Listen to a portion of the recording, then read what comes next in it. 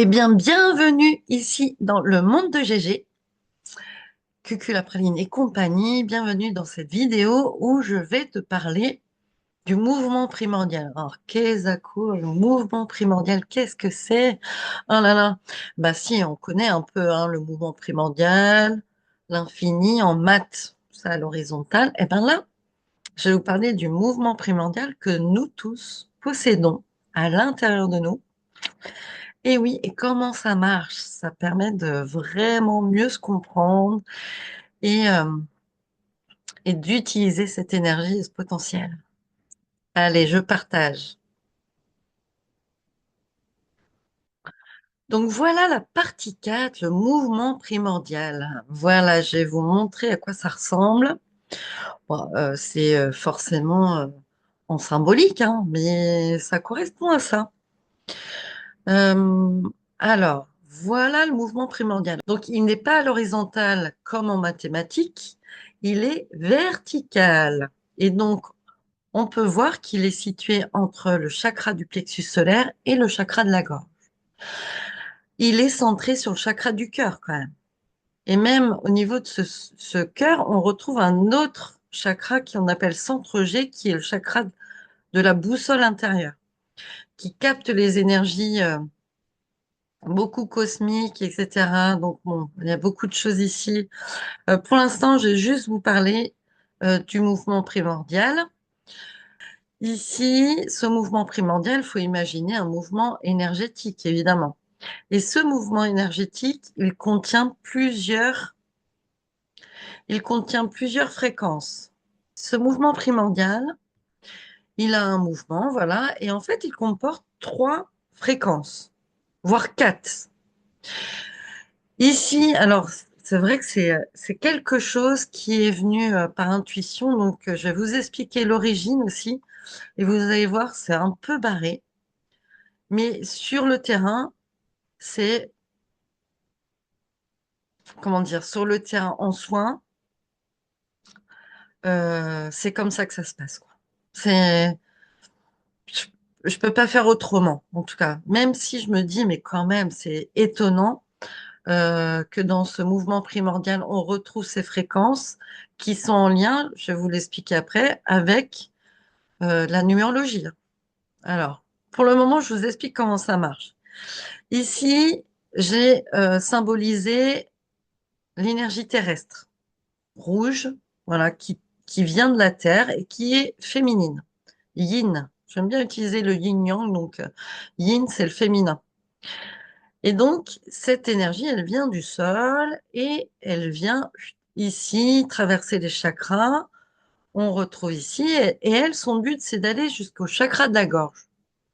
Le chakra de la gorge, c'est manifester qui je suis. C'est-à-dire, c'est dire aux autres, à l'humanité, qui je suis, qu'est-ce qui me nourrit, quelles sont mes épreuves, quelles sont ma vie, vers où je dois aller, où est-ce que je suis allée, où est-ce que je dois aller, quels sont mes états d'âme, etc.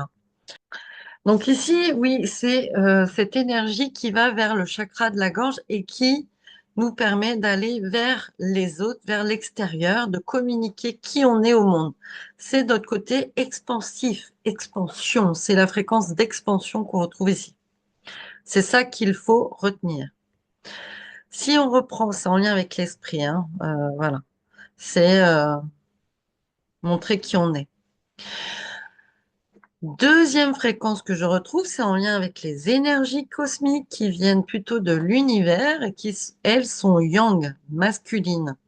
Elles descendent, alors même principe, elles descendent le chakra coronal et puis ensuite elles descendent ici, voilà, jusqu'au plexus solaire où là, elles vont correspondre à la fréquence d'attraction. J'attire à moi. Et donc, ici, qu'est-ce que j'attire? Ben, j'attire l'énergie qui va me permettre de comprendre qui je suis, de comprendre mon plexus solaire. Qu'est-ce qui veut me dire mon plexus solaire? Ben voilà, il communique le plexus solaire, il nous dit. Toutes les émotions, elles passent par le ventre, c'est notre deuxième cerveau. Eh ben, ou mode premier. Des fois, je me demande quel est le premier, en fait. En tout cas, les deux sont importants. Il y a pas même, il y aurait même pas de premier et de deuxième. Mais il est important d'écouter tous ces cerveaux, finalement. Et donc, l'attraction, notre côté introverti, très important aussi de comprendre qui on est. Voilà, les deux sont liés pour pouvoir le communiquer aussi à l'extérieur.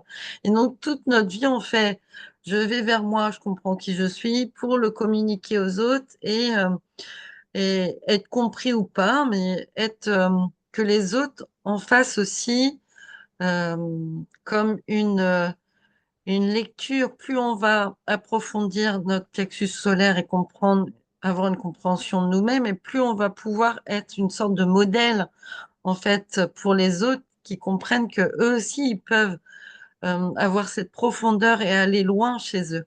Et chacun est différent, on est tous différents, et on a tous notre place sur Terre, même si on, même si nos missions, elles sont définies avec les mêmes mots, on a tous notre savoir personnalisé, on a tous notre personnalité, et donc on est amené à vraiment être dans ce partage et donc, on n'a pas besoin, quand l'autre, il va vers son chemin, à lui, on n'a pas besoin de le critiquer, de le juger en disant, mais non, c'est nul ce qu'il fait, c'est pas ça. Lui, en fait, il a besoin d'aller vers ça. C'est comme la chanson de Tonton David que j'adore. Chacun sa route, chacun son chemin. Eh ben, c'est ça, en fait, la vie. Chacun son rêve, chacun son destin. Eh ben, c'est exactement ça, la vie. Chacun sa route, chacun son chemin, chacun son destin. Et donc, on n'a pas besoin, on est beaucoup dans notre société un peu dans la critique, parce que bon, bah voilà, c'est un peu cette société malade qui nous empêche, voilà, bon, il y a ce jeu de pouvoir de toute manière, il y a ce jeu de pouvoir dans, et j'en parle dans une vidéo sur la manipulation, il y a un jeu de pouvoir. Et tant qu'il y a ce jeu de pouvoir, on peut pas être, enfin, c'est compliqué d'être nous-mêmes et d'être complètement qui on est et dans une sorte d'harmonie, en tout cas, que je parlais dans une autre vidéo sur l'alignement. Donc déjà, on a deux fréquences ici. La troisième et la quatrième, elles se situent là, au milieu, au niveau du centre, qui est basé sur le chakra du cœur. Le chakra du cœur, donc, il correspond pour moi au siège de l'âme. Et donc, c'est ici.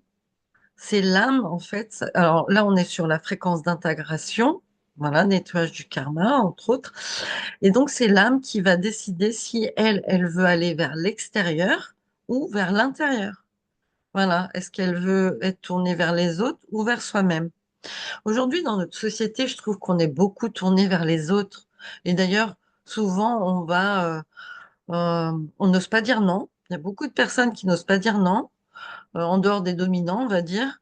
Et puis pour arrondir les angles, on va dire oui à tout. Et puis si on est beaucoup sollicité, on va être dans beaucoup d'activités. On va un peu fuir ce côté introverti qui est important. En fait, les deux sont importants, d'aller vers l'extérieur et d'aller vers soi. Et je trouve que beaucoup de personnes oublient d'aller vers elles par peur par peur d'être seul avec soi-même, de retrouver des ombres qui leur appartiennent ou pas, parce que ça, on en parlera, j'en parlerai au moment de la biorésonance cellulaire. Certaines ombres ne nous appartiennent pas, d'autres nous appartiennent, mais si on est venu dans une certaine famille, c'est pas un hasard, c'est pour être confronté à certaines ombres et qui peuvent nous déstabiliser et qu'on n'a pas envie d'aller voir. Voilà. Donc, déjà, c'est une première approche sur le mouvement primordial et il y a une quatrième fréquence dans la fréquence d'intégration. C'est une sorte de sous-fréquence qui s'appelle fréquence de métamorphose. Et ici, en fait, c'est une fréquence qui permet de changer très rapidement, de faire une métamorphose rapide. Voilà. Et c'est très intéressant pour certaines personnes. Tout le monde n'a pas de fréquence de métamorphose. Donc celles qui en ont, bah, ça peut être une chance. Ça peut être déstabilisant, mais c'est une chance. Mouvement primordial, voilà. Donc il y a le côté je vais vers l'extérieur et le côté évolution, involution, mais en fait, involution, c'est pas régresser, il y a un côté expansif, puis un côté où je ressens sur moi. Donc d'où ça vient, ce mouvement primordial? Alors, ça vient de mon savoir intuitif. Mes soins énergétiques, ils sont basés sur la technique de Luc Baudin.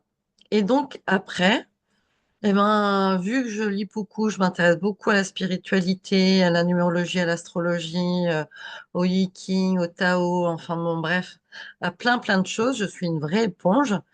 Eh bien, à un moment donné, il y a mon intuition qui m'a révélé une sorte de schéma où il y avait ces fréquences qui se mettaient en lumière sur le mouvement primordial. Alors, j'utilise donc la numérologie pythagoricienne pour aller rechercher les fréquences. Donc, je prends la date de naissance, je prends par exemple ta date de naissance et dedans, je vais déterminer le nombre psychique. Le nombre psychique, lui, pardon, je vais revenir. Lui, le nombre psychique, il est en lien avec le jour de naissance. Et puis, je prends le nombre de chemins de vie qui est l'addition de tous les nombres de la date de naissance, le jour, le mois, l'année. Et puis, je vais aussi prendre d'autres nombres qui sont en lien avec le prénom et le nom. Donc, dedans, il y a, par exemple, le nombre en lien avec le prénom, c'est le nombre actif. Ensuite, il y a le nombre héréditaire qui est en lien avec le nom de naissance. Donc là, c'est facile, hein, actif, héréditaire. Héréditaire, c'est plutôt un nombre inconscient qu'on exprime inconsciemment. Actif, vu qu'il est actif, c'est plutôt dans la conscience.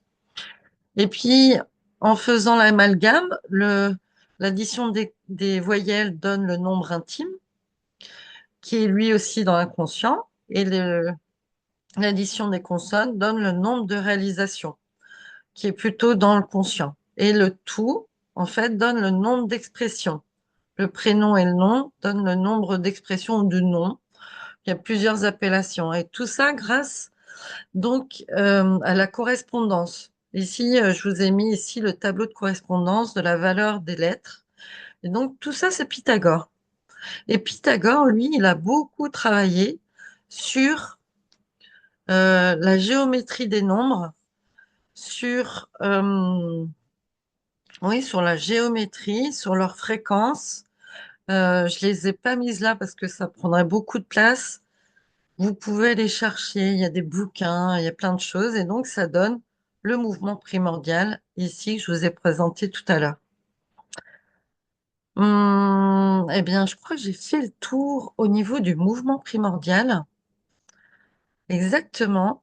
Prochaine partie, ça va être la partie 5. Ça va même pas être la partie 4. Ce sera les chocs émotionnels. Alors là, c'est autre chose. Et ça fait toujours partie des soins énergétiques. Le soin énergétique, il y a beaucoup de choses à dire. Et finalement, lui-même, il dure qu'une demi-heure. Bon, bref. Eh ben, sur ce, merci d'être présent ici, de m'écouter. Je te laisse liker si tu as envie, je te laisse commenter si tu as envie et partager. N'hésite pas, en tout cas, à commenter, à me dire ton avis, je serais ravie. Et à une prochaine fois sur le monde de GG. Je vous fais des bisous. Je te fais des bisous. Je vous fais des bisous à tous. Et je vous dis à bientôt.